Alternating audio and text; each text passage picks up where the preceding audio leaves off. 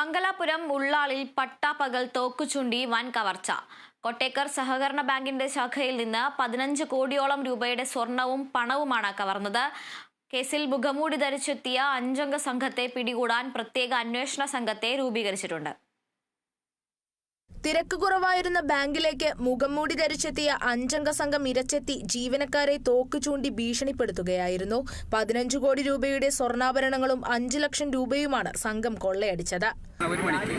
ഇവിടെ സാധാരണ ആരും ഇരിക്കുന്നില്ല, എല്ലാം പള്ളിക്ക് പോകുന്നവരെ അങ്ങനെ ഇങ്ങനെ അവർ ഇരിക്കുന്നത്. അപ്പം എന്തായാലും ഇതിനെ ഇതാക്കി കള്ളാക്കി ടാർഗറ്റ് ആക്കിയിട്ട് ഇതിലേക്ക് പൊക്കിച്ചിരിക്കുന്നു. ഇതല്ലാത്ത ഇതേ ബാങ്ക് വേറെ അടുത്തുണ്ടായി 10 ആണ്ടൊക്കെ മുന്നേ ഈ ബാങ്കിൽ ഇതേ രീതി കളവായി.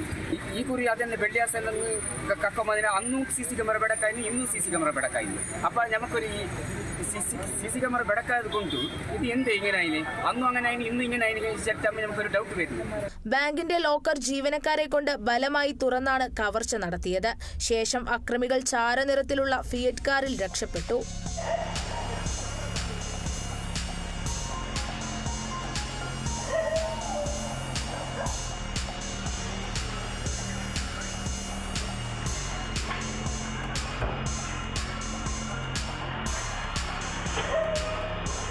സംഭവത്തിൽ പ്രത്യേക സംഘത്തെ രൂപീകരിച്ച് പോലീസ് അന്വേഷണം ആരംഭിച്ചു. അക്രമികൾ കന്നഡയും ഹിന്ദിയും സംസാരിച്ചിരുന്നതായി ജീവനക്കാർ മൊഴി നൽകി. ബാങ്കിലെ CCTV ക്യാമറകൾ അറ്റകുറ്റപ്പണിക്കായി മാറ്റിയ സമയത്ത് തന്നെ കവർച്ച നടന്നത് ദുരൂഹതയുണർത്തുന്നുണ്ട്. കർണാടക നിയമസഭാ സ്പീക്കർ UT ഖാദർ സംഭവസ്ഥലം സന്ദർശിക്കുകയും അന്വേഷണം വേഗത്തിലാക്കാൻ പോലീസിന് നിർദ്ദേശം നൽകുകയും ചെയ്തു.